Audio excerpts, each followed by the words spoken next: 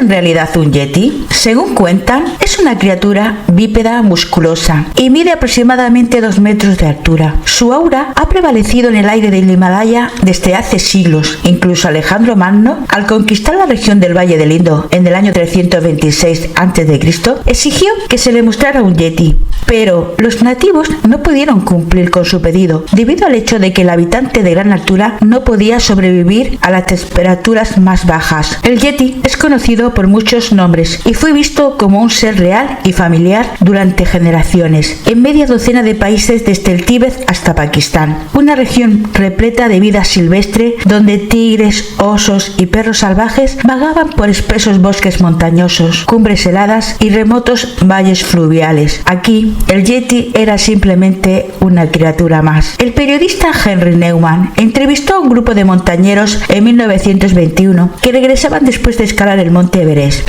Uno pensaría que escalar el pico más alto del mundo sería digno de noticia. Sin embargo, estas personas tomaron las noticias un poco más alto, ya que habían visto huellas de gran tamaño durante su caminata. Los guías locales atribuyeron estas huellas al Method Cadmi, que significa hombre oso, muñeco de nieve. Neumann tradujo mal o entendió mal hombre oso y lo interpretó como sucio, y entonces le dio a la criatura el nombre de abominable. Se pasó a llamar abominable Snowman. Un misterio como el del yeti generó bastante entusiasmo entre biólogos y montañeros, todos aprovechando la oportunidad de descubrir este misterio. El alpinista de fama mundial Reinhold Messner, quien realizó la primera ascensión del Everest en solitario sin oxígeno suplementario, es el autor de un libro titulado Mi búsqueda del yeti, confrontando el secreto más profundo del Himalaya. Durante sus décadas de montañismo, Messner no creía en la leyenda del yeti. Sin embargo, una noche en la cima de una montaña vio una criatura gigantesca. Vio su enorme torso y brazos sostenidos por diminutas piernas y un rostro con ojos y dientes amenazantes. Fue entonces cuando se dio cuenta de que había entrado en contacto con el propio yeti, pero su comentario sobre el asunto le trajo muchas burlas. Por lo tanto, pasó más de 14 años rastreando a la criatura buscando alguna prueba de su existencia. Su búsqueda lo llevó a presenciar enormes huellas que los lugareños creían que eran el yeti. Messner narró cómo las huellas de otros osos enormes a menudo se confundían con este legendario ser. Él es de la opinión de que el yeti es en realidad una combinación entre un oso y un animal salvaje, un animal que ha vivido lejos en las alturas alpinas. Él niega que sea una criatura humana, más bien es un animal. Por otro lado, el excursionista Anthony Boldrais afirmó haber capturado imágenes de un yeti en 1986. Regresó con 2 fotografías que inicialmente causaron un gran efecto cuando todo el mundo pensó que había capturado la imagen de un yeti real. Sin embargo, al año siguiente, los investigadores siguieron la ruta tomada por Boldrais para estudiar la localización del enorme ser, pero solo descubrieron vergonzosamente que las fotos eran en realidad un afloramiento rocoso que parecía vertical desde la posición desde la que se hicieron las fotografías. Sir Edmund Hillary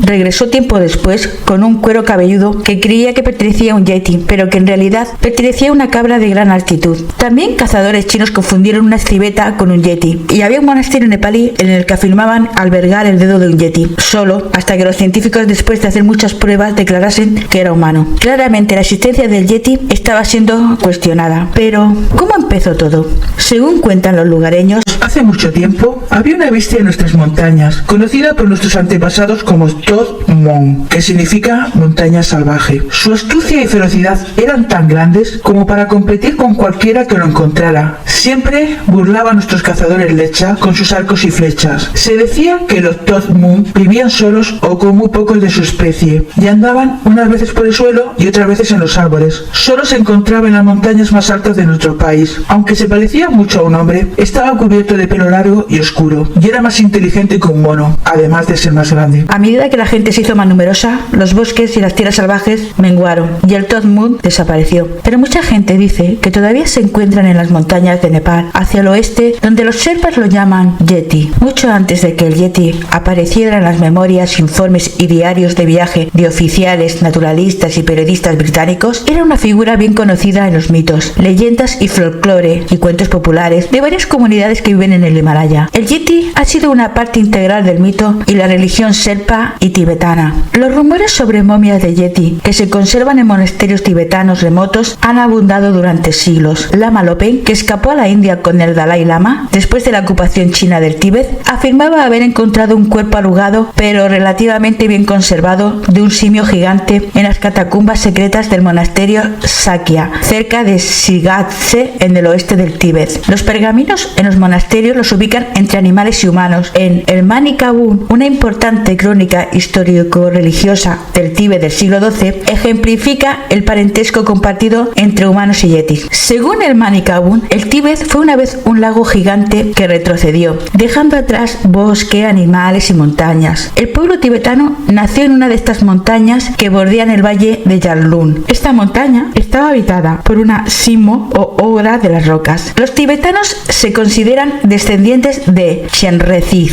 el Buda de la compasión, en su encarnación como dios mono. Se cree que el dios mono se casó con la ogresa de las rocas, que era un demonio, y de esta unión salieron 6 hijos de pelo largo y cola. Lentamente el pelo y las colas desaparecieron. Algunos de los hijos heredaron las cualidades de su padre y otros las de su madre. A lo largo de generaciones, la progenie de los antepasados de los 6 clanes evolucionó, volviéndose más humanos, hasta convertirse en el pueblo tibetano. Sin embargo, según la tradición oral tibetana, algunos de estos primeros ancestros no evolucionaron completamente y siguieron siendo gente salvaje o yetis. Los yetis son diferentes a otros animales, ya que comparten un parentesco ancestral con los humanos, pero los yetis tampoco son completamente humanos. En el Mani Kabun residen en un espacio ambiguo, no siendo ni humanos ni no humanos. En el estándar textual budista derivado de la India, no existe un reino intermedio entre el reino humano y el reino animal. No obstante, muchas piezas de arte de los templos tibetanos, a veces en los principales monasterios, delinean un reino yeti. En las áreas budistas tibetanas, la gente suele venerar a los ermitaños que meditan como Sangwa Dorje, y como señal de devoción religiosa les ofrecen comida y agua libremente para apoyar sus retiros. Un buen yeti que cuidaba de Sangwa Dorje. El yeti le traía regularmente comida y agua, e incluso se convirtió en su discípulo budista. Cuando el yeti murió, Sangwa Dorje guardó el supuesto cuero cabelludo del yeti y una mano. Las reliquias permanecieron en Pamboche Gomba, un monasterio fundado alrededor del año 1667 por Sangwa Dorje. Durante siglos, los lamas de Drogon, sucesores del liderazgo de Sangwa Dorje, hacían desfilar periódicamente la cabellera del yeti por la aldea en un ritual de fertilidad para bendecir a las personas, los animales, las casas y los campos, una práctica que continuó hasta el linaje de los Drogon. La mano del yeti estuvo alojada como una reliquia sagrada del monasterio hasta que fue robada en 1999. El uso ritual de partes del cuerpo del yeti también se encuentra en recetas para pociones mágicas que usan sangre de yeti. Tan notable como es pensar que los yetis pueden ser practicantes budistas, la historia de Sangwa Dorje no es aislada y existen otras nociones de yetis religiosos. Kulsan Choden, por ejemplo, relata un cuento butanés en el que un grupo de yetis sirven como asistentes en un santuario budista. En la oscuridad de la noche y lejos de las miradas indiscretas de los humanos, un pequeño grupo de yetis mantenía un templo en la aldea dedicado a la deidad protectora Pandeng Yamu. Cada noche los yetis llegaban, limpiaban y volvían a llenar los tazones de las ofrendas en el altar, reponían la mantequilla en las lámparas y luego desaparecían antes del amanecer. También hay una leyenda bastante común en los pueblos del Himalaya en la que se narra que un yogi budista tibetano vagaba por las montañas. Un día quedó lisiado por un ataque de gota y no pudo caminar. Se estableció en un lugar agradable al borde del bosque donde encontró algunas cabras que lo seguían a todas partes como mascotas y allí permaneció. Al otro lado de la colina, en la lejanía, había algunas chozas abandonadas y todos los días veía un hombre enorme y moreno yendo y viniendo entre las chozas y el río. Aparte de esto, no había ninguna otra señal de vida. Una semana ya no notó a su extraño vecino en su caminata diaria. Habiéndose intrigado por ese hombre misterioso, el yogi decidió investigar la vivienda en ruina del hombre. En el interior de la cabaña, el yogi se sobresaltó al encontrarse cara a cara con un hombre salvaje. El gigante yacía tendido en el suelo, con los ojos cerrados y los colmillos abiertos, aparentemente inconsciente y agonizando. Estaba muy enfermo, tenía muchísima fiebre. Uno de los pies del yeti estaba muy hinchado y lleno de pus. El yogi notó de inmediato que sobresalía del área infectada de ese enorme pie una astilla afilada de madera que podía quitarse fácilmente. Él pensó: sé que puede saltar y devorarme en cualquier momento, pero ahora que he llegado tan lejos, también podría tratar de ayudar a esta pobre criatura. Mientras extraía suavemente la larga astilla, el yeti cobró conciencia de que el lama lo estaba ayudando y permaneció tranquilo. El amable yogi limpió con cautela el pus, lavó la herida y usó su propia saliva como ungüento. Luego vendó el pie con sumo cuidado con un trapo arrancado de su propia ropa. De puntillas dejó al yeti y volvió lentamente hacia el exterior con sus cabras, que estaban atadas a un árbol en el bosque.